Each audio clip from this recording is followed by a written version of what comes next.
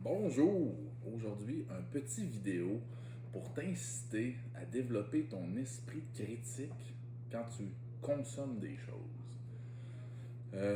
Souvent, l'esprit critique s'associe à genre, Hey, je trouve qu'il n'y a pas assez de ça dans ta recette, mais moi je t'invite à l'esprit critique dans le sens où en ce moment, on est dans une société avec beaucoup d'informations et énormément de divertissement et de garder un esprit critique face à ce que tu consommes. Tu sais, moi, avant, je me suis rendu compte dans les dernières années que j'avais été très sensible au cinéma. Surtout pendant mon adolescence, j'ai conscientisé que, oh my god, beaucoup de valeurs et de désirs et de choses que j'entretenais aujourd'hui ou d'insatisfaction que j'avais eu par rapport à mon passé découlaient du cinéma. Et ce que j'ai fait, c'est que j'ai revisionné certains films de mon adolescence qui m'avaient, je crois, marqué parce que je les gardais en tête. Et j'ai décortiqué c'est quoi les valeurs qui passent dans ces films-là, c'est quoi les messages, ça fait-tu du sens, gros, tu sais, est-ce que je me suis fixé des attentes, puis tu sais, il y en a une que je peux partager, c'est la fameuse prom, hein? La fameuse prom night, que je m'étais fait donc bien d'attentes avec mon bal de graduation par rapport à tous les films américains, puis en plus, il y a tout le temps le petit bout où ils font toute la chorégraphie en même temps, là. Mais bon, mais tu sais, genre, la méga prom, la méga party. Puis on dirait que j'avais comme été un peu déçu face à cet événement-là au final. Pour revisiter ça des années plus tard, mais encore, mais ouais, mais c'est du cinéma américain. Ils font tout trop grand, ils font tout grandiose. Alors, probablement que, tu sais, je me rends compte que, tu sais, mon bal de graduation a été vraiment cool au final, là. Alors, je me suis rendu compte que c'est ça, je me mettais beaucoup d'attentes dans la vie face à ce que j'avais vu dans le cinéma sans nécessairement m'en rendre compte parce que j'avais pas ouvert mon esprit critique.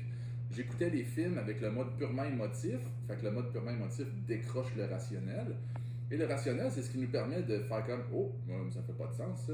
Tu sais, surtout dans le cinéma, là, tu peux te rendre compte l'espace-temps dans lequel les choses se passent. Tu te rends compte aussi qu'il y a, comme par magie, il y a tout le temps le fameux quelqu'un qui vient sauver le héros à la fin, qui débarque de nulle part. Comme, sinon, il serait mort. Il y a des espèces d'affaires de même. J'ai pas tous les exemples en tête maintenant, mais tu vois, regarde les valeurs qui sont véhiculées à travers ça. Tu sais, souvent, c'est tout le temps d'être le top, d'être ici, de travailler fort, là, peu importe. Là.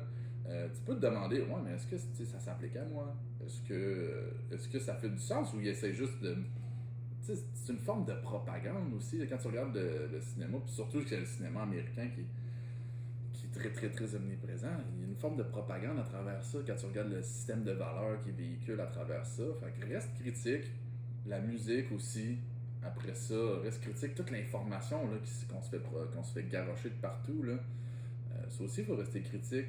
Puis s'arrêter, réfléchir. Est-ce que ça fait du sens? Est-ce que. Tu sais, il y a beaucoup de.